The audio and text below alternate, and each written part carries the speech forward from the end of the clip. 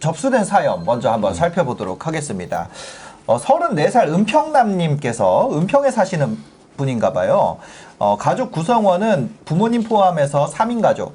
부모님 그리고 은평남님 34세 이렇게 돼 있고요. 이분이 지금 자금은 현금 1,300만 원, 코인으로 7천만 원, 주식 플러스 코인입니다. 7천만 원 정도로 지금 2천만 원 정도 자금이 있으시다고 해요. 그리고 월 수입은 급여가 또 330에 보면은 월세가 50이 또 있습니다. 지금 자금에는 현금화 가능한 자산만 넣으셨나 봐요. 그래서 급여 330에 내가 월세 50만 원 받아서 월 380만 원 정도 있고 4월 들어서 연봉이 인상된다고 합니다.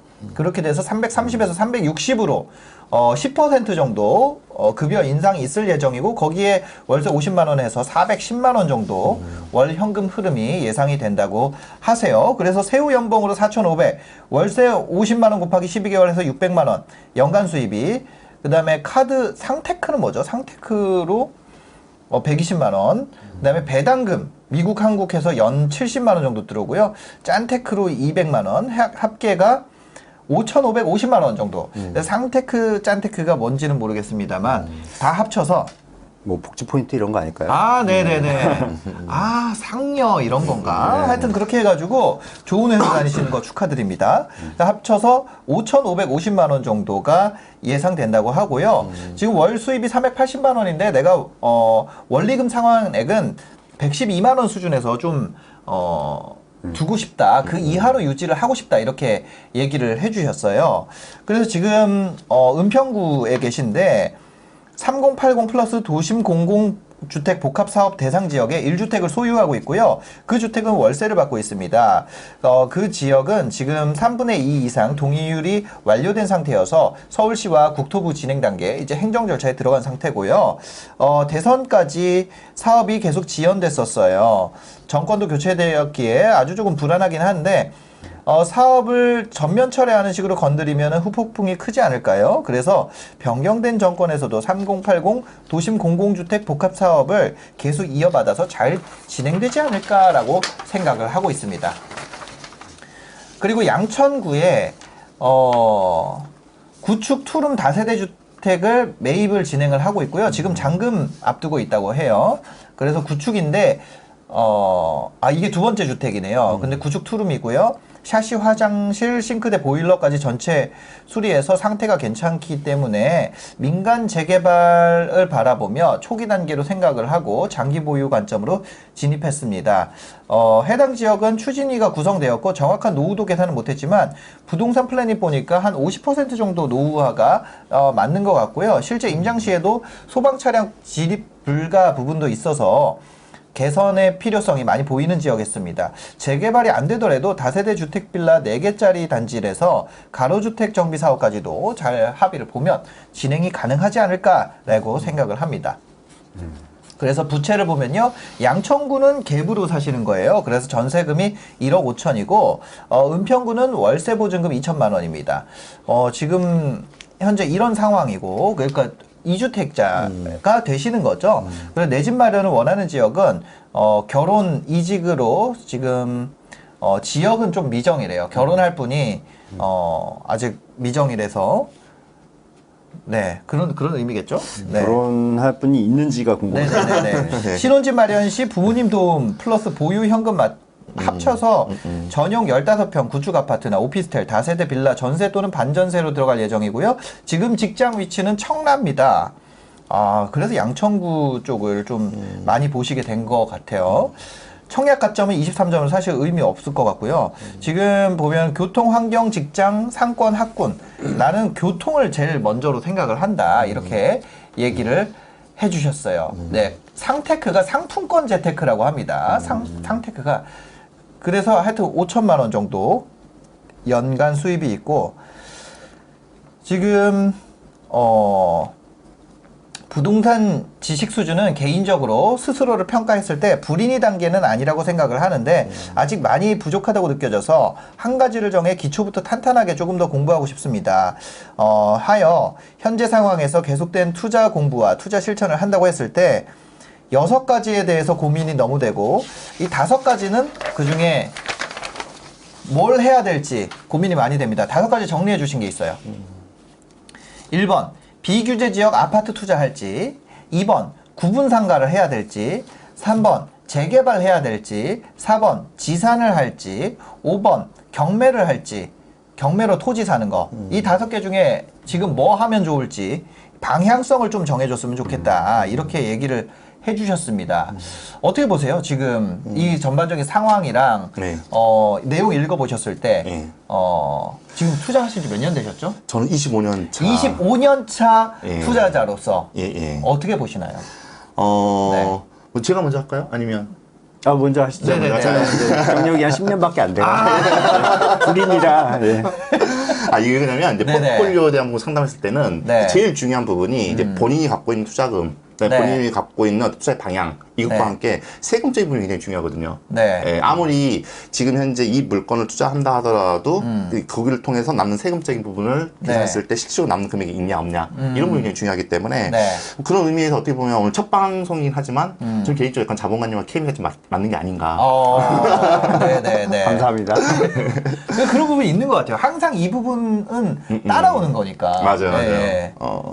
자, 그렇게 했을 때 이분이 했던 5가지를 해서 한번 잠깐 말씀드리면, 네. 먼저 그 5번부터 한 번씩 쳐나가 볼게요. 네. 5번째 5번이 뭐였냐면, 경매로 그 공시가 1억 이하의 원룸 또는 오피스텔 또는 서울 근교에 있는 토지 취득 후 임대 사업 방향으로 공부해야 될지 이 부분이었거든요. 네네. 이 부분인데, 기본적으로 이분 같은 경우에 현재 지금 2주택자가 아직까지 아닌데, 이제 앞으로 2주택자가 지금 된 상황이잖아요. 네네네. 된 상황인데, 1주택은 이미 지금 보증금, 그 다음에 월세를 받고 있는 상황이고, 네. 두 번째 주택 같은 경우에는 전세를 받고 있는 상황이거든요. 네. 그러면 현재 그것도 서울 지역 내에 있는 그죠, 주택을 그죠. 예, 갖고 있는 상황이다 보니까 네. 지금 이제 경매로 특히 이걸 주거용 주택을 했었을 때 만약 내가 임대 사업을 받는다라고 한다면 네. 대출을 낀 상황에서 왜냐하면 이분이 갖고 있는 자금이 이제 지금 총해도 8,300밖에 되지 않기 때문에 네네. 결과적으로 대출을 낀 상황에서 그 보증금을 하고 거기에 따른 월세를 받음으로써 이자를 제외하고 수익 없는 이제 이런 상황이 돼야 되거든요. 네네네. 근데 이분 같은 경우는 대출이 실행이 어렵겠죠. 그래서 주거용을 부동산을 하는 것은 현재 지금 이거는 실현적으로 쉽지 않는 네. 예, 이런 상황이다라고 이렇게 말씀드릴 수 있을 것 같고 두 번째는 이제 그럼 네 번째는 그 지식산업센터 공부하여 임대사업으로 공부해야 될지에 대한 이야기인데 사실 지산 같은 경우에는 이게 업무지구 내에 있는 지산이 있냐 네. 아니면 신도시 내에 있는 지산에 따라서 거기에 따라서 분양부터 해서 수요가 굉장히 천차만별입니다. 네네. 기본적으로 지산은 업무지구 내에 있는 지산이 들어왔을 때 최근에 분양가 상승이라든지 네. 임대 회전 이런 것도 굉장히 잘 된 모습들을 이렇게 보이고 있는데 지금 최근에 지산이 많이 뜨는 가장 큰 이유는 이게 어떻게 보면 이제 주거용 상품의 대체 상품 네. 그리고 거기다가 분양 중심의 지산을 사람들 공격적으로 접근하면서 네. 실질적으로 피가 많이 상승을 하고 그죠. 그 지산을 끌어올리는 역할을 했는데 문제는 네네네. 예, 문제는 기간 대비 지산의 공급이 너무 많았다는 거고 그래서 이런 업무지구 내에 있는 지산이 아니라고 한다고 하면 네. 이제 투자 가치성이 상대적으로 그렇게 크지 않을 수가 있는데 네. 문제는 들어갈 때는 괜찮은데 이 사람은 이걸 통해서 임대를 하고 싶어 하거든요. 네네. 근데 지금 현재 규모 수준이라고 한다면 물론 이건 지역마다 좀 차이는 있겠지만 매도를 할 때 과연 매도를 할 수 있을 것인지 네네. 그러니까 이런 리스크가 분명히 존재한다고 생각을 해요. 그래서 지산을 하려고 한다면 지금 현재 다른 방향보다도 이쪽에 많은 공부를 하시고 네. 나서 접근을 해야 되지 않을까라는 생각을 하고 있고 네. 세 번째는 이제 주 관심 분야인 재개발 부분에 대해서 좀 더 집중적으로 공부해야 된다고 했는데 네네. 이분이 현재 지금 뭐 재개발 이런 그 도심 재생의 가능성이 있는 물건을 두 채를 보유하고 있잖아요. 네. 초기로. 그렇죠. 근데 네. 이 두 채보다 거의 극초기 물건이에요. 그쵸. 상대적으로 리스크가 굉장히 크다라고 볼 수가 있고 네네. 왜냐하면 지금 이분이 생각했던 대로 어떤 그 진행이 된다라고 했었을 경우에는 네. 자산 가치가 키울 수가 있겠지만 그게 중간에 진행이 수업되거나 네. 아니면 뭐 어떤 내가 진행을 이렇게 하고자 하는데 막 그 지역의 어떤 상황에 어떤 동률이라든지 이런 걸 됐다 하더라도 네네. 그 이후에 조합 간에 어떤 그 불협화음이 발생했을 경우에는 네네. 그러면 이제 이거는 굉장히 팔기도 어려운 상황이 발생할 수 있기 때문에 네. 그래서 사실 저는 리스크가 크다 보고 있어요. 그래서 또 재개발 상품 자체가 원래 중장기적인 상품이잖아요. 네. 특히 네네. 극초기에 들어온 상황이고 만약 이분이 자금적인 여력이 좀 있다라고 한다면 그러면 재개발로 투자해도 이렇게 괜찮을지 모르겠지만 네네. 8,300만 원을 가지고 또 재개발을 투자한다. 한 부분 같은 경우에는 그죠. 투자를 한다 하더라도 또 국초기 재개발밖에 볼 수가 없고. 그러니까 이분이 지금 34살이시잖아요. 예, 예. 근데 다주택이 되면은 극초기 재개발이 엑시시 안 돼요. 예, 예. 그럼 이거 될 때까지 20년 갖고 있으면 이분이 이거 팔고 나면은 54살 되거든요. 그래서 이거는 저는 여기서 지금 왜냐면 다주택자가 중과세 되는 게 1년간 풀어준다 했는데 여기서 다주택자로 들어가면서 재개발을 들어간다는 저는 너무 거기다 이제 초기 재개발이잖아요. 이게 예, 아직 예. 그 구역 지정도 안 되고 조합 맞아요. 설립도 없는 예, 맞아요. 거기를 들어가신 거기 때문에 예. 이 3번은 여기서 더 이걸로 하시면 돈이 너무 여기에 묶여버리는 게 아닌가 예. 그 생각이 들더라고요. 저도. 맞습니다. 실질적으로 예. 보면 지금 생각해서 5개 중에서는 네. 3번이 저는 가장 안 좋은 케이스인 것 같아요. 3번 방향이 포트폴리오 본다고 한다면 네네. 이것을 선택을 하는 순간 일단은 또 자금에 대한 부분이 또 이렇게 묶일 수도 있는 뿐만 네네. 아니라 어쨌든 현재 가지고 있는 자금을 가지고서는 극초기밖에 할 수 극초기의 물건을 투자할 수밖에 없기 때문에 네. 거기에 따른 리스크를 또 안고 하는 거거든요. 그러니까요. 예, 그래서 이제 3번 같은 경우에는 좀 저는 아이라고 보고 있고 네네. 두 번째 이제 구분상가를 공부해서 상가 투자 쪽으로 공부해야 될지 이게 이제 지난번에 사연을 보냈을 때 황덕기님하고 같이 이렇게 이야기하다 보니 구분상가 도입이 되네? 네네. 구분상가도 이렇게 생각하셔서 지금 현재 이걸 주시지 않았을까라는 네네. 생각인데 기본적으로 구분상가 같은 경우에도 10억 이상이 되지 않으면 매가 네. 상승력이 제한되는 경우가 굉장히 많아요. 그 임대 수익 중심으로 갈 수 있는 가능성이 네. 굉장히 크거든요. 근데 이제 구분 상가를 공부를 하려고 하는 가장 큰 이유 중에 하나는 일단은 네. 주택에 비해서는 특히 법인을 끼고 상가를 매입했을 경우에는 어떤 그 대출 한도가 굉장히 높아질 수 있고 네네. 거기에 따라서 어떤 그 세금에 대한 부담금에 대한 부분도 상대적으로 줄일 수가 있고 예, 이런 것들을 활용할 수 있기 때문에 하는 건데 네. 저는 만약에 그 2번은 괜찮다 생각하는데 네네. 이분이 이거는 이분뿐만 아니라 자산이 적을수록 고민해야 될 게 뭐냐면 네. 내가 지금 어떻게 해서 임대 수익을 얻을지에 대한 고민보다는 내가 현재 지금 갖고 있는 자산을 가지고 얼마나 빠른 시간 안에 이 자산을 키울 수 있을까에 대한 고민을 하는 것이 굉장히 중요한 시점이라고 보고 있어요.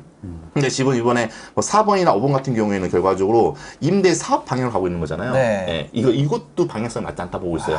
현금으로 만드는 그쵸. 거는. 아직 실투자금 1억도 안 된 상황에서 네. 이를 어떻게 하면 2억, 2억 어떻게 하면 3억, 4억, 5억을 만들려고 고민해야 되는 거지.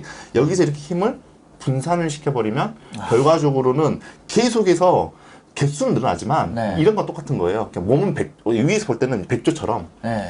화려해 보이지만 네. 물밑에서는 계속 혼자 이렇게 하고 맞아요. 있는 이런 상황이 네. 발생할 수 있기 때문에 저는 뭐 4번 뭐 임대보다는 일단은 매도 차익에 대한 부분을 네. 보셔야 되는 것이 중요하지 않을까 생각이 들고 구분상가 아까 말씀드린 것처럼 네. 구분상가 같은 경우에는 임대 수익을 기본적으로 한 말 그대로 우리가 말하는 수익kim 부동산이죠. 예, 매도 차익이 현실성이 크지 않는. 근데 네네. 지금 현재 시장 상황이 구분상가를 어부에서 말했던 경매 있잖아요. 네. 이분이 만약 경매를 하실 수 있다고 한다면 경매를 통해서 구분 상가의 물건을 낙찰받은 다음에 네네. 그 다음에 세입자 세팅을 하고 나서 2년 뒤에 매도를 하는 전략을 본다면 네네. 그 차익 부분을 실현시킬 수 있는 그러면 이분이 갖고 있는 금액 8천에 대한 부분이 갖고 있다 하더라도 지금 현재 최근에 제 멘티들의 어떤 수익성 놓고 봤을 경우에는 한 2년 동안에 한 1억 정도 했을 때 1억에서 1억 5천 정도 차익이 생기는 네. 거거든요. 그러면 이런 부분들을 이제 활용할 수 있는 방법이 있지만 단순히 구분 상가만으로도 접근하기에는 네.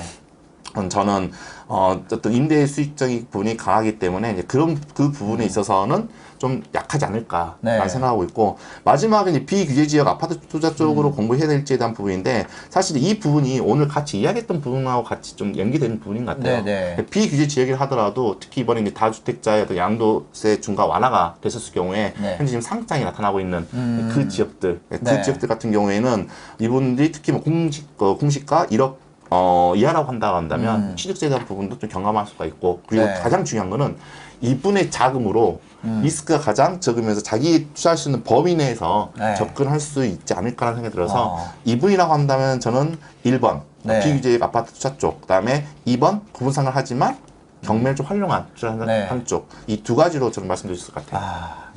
알겠습니다. 도움이 되셨나요? 어떻게 보세요?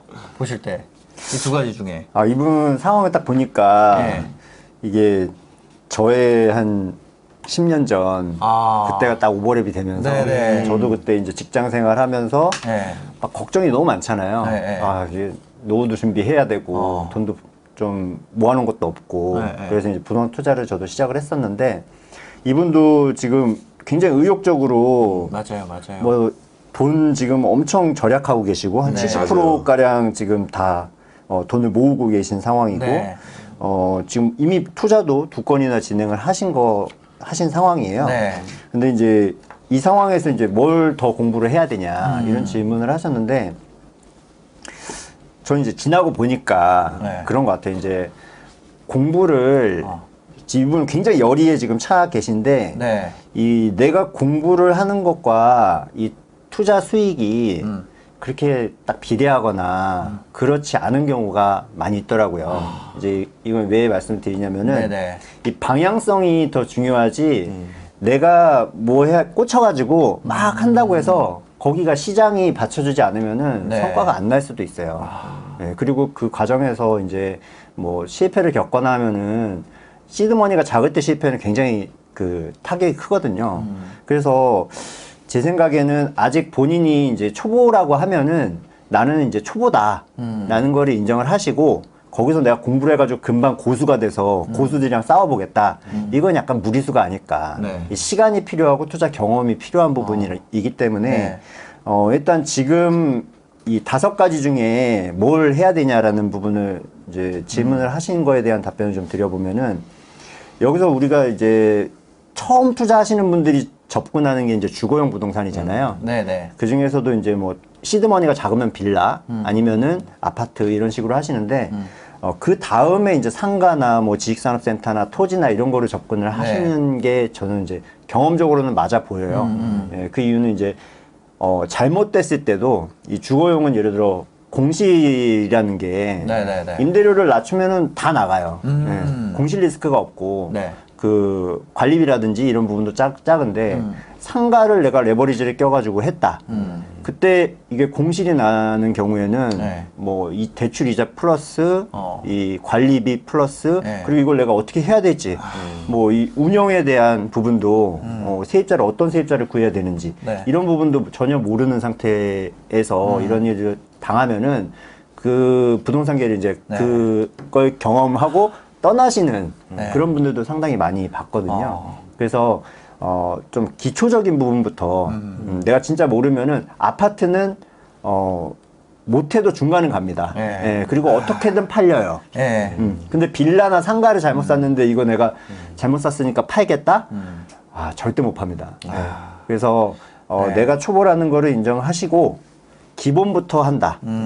그리고 투자금 측면에서도 이분이 지금 모아둔 돈이 뭐 34살 치고는 많은 것 같은데 네네네. 이 부동산 투자를 공격적으로 하기에는 너무 작은 금액이거든요. 그래서 이거를 어떻게 뭐 저라면 최대한 효율적으로 사용을 해야 될 텐데 네.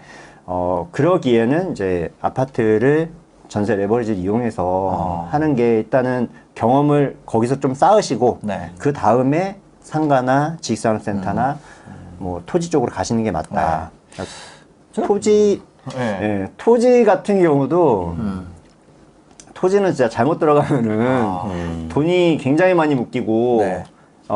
엑시시 안 됩니다. 그래서 토지를 뭐 이렇게 뭐 다른 사람들 강의 들어보면은 뭐 사서 단기에 얼마 네. 얻고 팔았다 이런 얘기들 이제 들리실 텐데 그거는 진짜 1%, 0.1%에 불과한 이야기고요. 네, 네. 토지는 굉장히 고수의 영역이다라고 보시면 되기 때문에 저는 일단 아파트나 주거용 부동산 네. 그리고 이제 오피스텔까지 이 정도로 좀 경험을 쌓으시는 게 좋겠다. 뭐 재개발 공부를 하시는 것도 좋긴 하지만 이제 세금적인 부분을 조금 더 설명을 드리면은 이분이 지금 서울에 네. 1주택이신데 공시가격 1억 이하짜리 이제 서울에 다세대를 하나 더 취득하시는 거잖아요. 네네.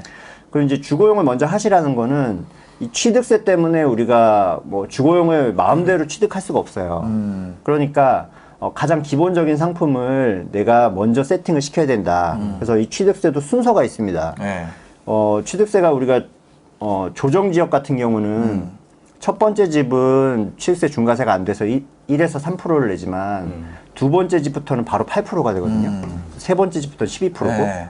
그러니까 조정 지역을 먼저 1주택을 하신 거는 잘 하신 거예요. 네네. 그러면서 이제 그 다음 취득을 할 때는 비조정 지역을 취득을 하시면 두 번째 집까지는 취득세 중과세가 없습니다. 네. 그래서 두 번째 집까지는 비조정 지역에서 사시면 되는데 지금 이제 1억 이하짜리 서울 거 사셨잖아요. 네. 그럼 서울에 1억 이하짜리를 사면 난 이제 세 번째 집은 비조정을 사면은 중과세를 맞는 거냐? 네. 그렇진 않아요. 이 공시가격 1억 이하짜리는 네. 내가 다주택 상태에서 사더라도 취득세 중과세가 안 되는 혜택이 하나 있고요. 두 번째는 이 공시가격 1억 이하짜리 갖고 있으면서 네. 다른 집을 살 때도 내 취득 주택수에서 제외가 돼요. 네. 그러니까 이분은 취득세에서는 지금 조정지역의 A주택자신 상태가 되는 거죠. 공시가 1억 이하짜리 빠지니까. 네. 그러면 이제 뭐 세 번째로 투자를 한다라고 했을 때는 비조정 지역에 네. 뭐 아파트를 사시더라도 취득세 중과세는 안 되는 네. 그런 상황이니까 그러니까 투자금을 최소화 시켜가지고 그런 거를 미리 좀 깔아놓고 네. 투자 경험을 쌓으면서 그 다음을 진행을 하시는 게 맞지 않을까 싶은 생각이 듭니다. 저는 이분이 왜 2년 됐는지 딱 알 것 같아요. 이 5개 질문한 게. 이게 이런 거 있잖아요. 원래 쫓겨나면서 이게 이런 게 히트를 한 거거든요. 그러니까 아파트 하다가 아파트가 올랐어. 그 갭으로 들어간 사람들 돈 다 벌었어. 아, 그것 때문에 이제 청약이 인기가 있어졌고. 맞아요. 청약이 너무 되게 어려워졌어. 그러면서 이제 분양권 인기가 있어졌고. 분양권 올라가다 보니까 재개발, 재건축 되는 거고. 거기에 주택 묶으니까 오피스텔이 된 거고. 오피스텔 다 오르니까 지상 간 거고. 뭐 이런 식으로. 오르지 않는 게 없는 거죠. 네, 그런 식으로 이게 순서대로 다 올라가는데 나중에 진입한 사람들은 아, 이거 중에 뭘 해야 되지가 되는 거죠. 원래 그거부터 쫙 봐온 사람들은 어차피 아파트 하고 그 다음에 이거 먹고 나서 이렇게 계속 이렇게 흘러간 거를 지금까지 봐왔는데 그러니까 아까 비조정 지역에 대한 투자로 가는 것도 여기가 묶였기 때문에 그렇게 간 거고 뭐 그런 거잖아요. 사실 이렇게 시간 흐름상으로 보면. 근데 결론으로 딱 놔둬놓고 이거를 다 보니까 뭐 5가지, 6가지가 한 방에 고민이 쫙 되는 거죠. 그렇죠. 예, 그래서 저는 이거에 대해서 여기 아카데미 가셔가지고 배우고 그런 생각이 좀 들고 그 다음에 이제 현금 흐름이랑 시세 차익도 딱 정할 수가 있습니다. 내가 버는 돈이 자영업자야. 그래가지고 막 내 삶의 변동이 커요. 어떤 달에는 1억 버는데 어떤 달에는 돈을 뭐 500만 원 벌고 막 이래요. 왔다 갔다 해. 그런 사람은 현금 흐름 투자해야 돼요. 근데 이분 직장인이잖아요. 내 인생이 이미 안정돼 있어요. 그런 분들이 시세 차익 투자하는 게 맞는 것 같아요. 맞아요. 그래서 그런 거에 따라서 좀 이분이 지금 뭐 안 그래도 직장인인데 직장인은 내가 특히 좋은 직장 다니면 내가 그만두고 싶을 때까지 다닐 수 있잖아요. 그런 경우에는 인생의 변동성을 만드는 게임을 해야 되는데 그런 걸로 했을 때는 좀 그렇지 않을까? 뭐 이분은 시세 차익 투자하는 게 낫지 않을까? 이런 생각이 좀 들더라고요. 그래서 내가 자영업 하면은 자영업 망했을 때 좀 먹고 살 게 있어야 되니까 현금으로 투자하는 게 좋고 좀 그렇지 않을까? 그런 생각이 듭니다. 네. 근데 이게 왜 그러냐면 저도 이제 제일 처음에 투자했을 때 저도 네네. 투자금이 없다 보니까 이분처럼 빌라를 투자했어요. 그래서 경매로 이렇게 투자했었는데 그래서 월세 현금으로 흐름을 그 이자를 제하고 200만 원까지 맞춰봤었거든요. 네네네. 맞춰봤는데 결과적으로 빌라가 일단 경매로 접근했기 때문에 매매가 대비 낙찰가의 차이만큼의 수익은 얻었지만 네네. 이런 수익이 여러 채 있다 하더라도 아파트 한두 채 상승률은 못 이기더라고요. 근데 이게 시간이 일단 지나가는데 내 자산 상승 속도가 굉장히 빠르지가 않아. 그러면 결과적으로 나는 내가 투자를 하려고 하는데 이 투자금이 크지 않으면 네. 이 투자금이 어떤 적게 들어가는 그 물건 중심으로밖에 계속해서 투자를 못 할 거 아닙니까? 근데 이게 가격대가 낮으면 낮을수록 경쟁이 굉장히 심해지는 거고요. 네. 가격대가 오르면 올라갈수록 경쟁이 굉장히 줄어들게 되는 거잖아요. 근데 빠른 속도로 내 자산이 커가지 않는 이상은 어떤 이런 어쩌면 첫 번째 라운드 1이라고 해. 네네. 그럼 여기서 빨리 라운드 2로 올라가지 않아 버리면 라운드 1에서 하는 동안에 내 자산은 크기는 계속 성장하지 않는데 또 이제 시작한 사람들이 또 진입이 돼. 그러면 이게 또 허구적거려 이런 식으로. 네네네. 예. 그러다 보니까 전체적인 내 자산의 성장은 없는 대신에 나에 대한 어떤 노력이라든지 이런 것들이 많이 들면서 현타가 오기 시작하는 거죠. 그렇죠. 그래서 투자금이 적을수록 일단은 이게 왜 신사임당님하고 저 같은 맥인 것 같아요. 일단 자산을 빨리 키우는 것이 네. 임대 수익에 대한 현금 흐름을 하는 것보다는 더 나은 것 같고 두 번째는 자본가님의 어떤 말씀도 굉장히 좀 중요한 포인트 중에 하나라고 생각하고 있는데 맞아요. 이게 지금 말씀하신 뭐 아파트, 뭐 상가, 지상, 재개발, 그 기타 등등 있잖아요. 네. 토지까지 하셨는데 이제 시작한 지 얼마 되지 않으신 초보일수록 그리고 내가 투자금이 적을수록 리스크 관리가 굉장히 중요한 부분이거든요. 네네. 그러면 리스크 관리를 해지하는 가장 중요한 거는 결과적으로 부동산은 황금성이에요. 부동산의 가장 큰 리스크는 황금성인데 네네. 그러면 어떤 대상이 어떤 상품이 황금성이 가장 좋을 건지에 대한 고민을 해볼 필요가 있고 그러기 때문에 아파트 네. 많은 사람들의 수요가 있으면 내가 그래도 팔 수 있는 그 가능성이 그만큼 높아지기 때문에 네. 그 리스크를 줄이는 것도 투자를 해서 수익을 얻는 것보다도 굉장히 네. 중요한 포인트 중에 하나가 아닐까 저는 그렇게 생각합니다. 알겠습니다.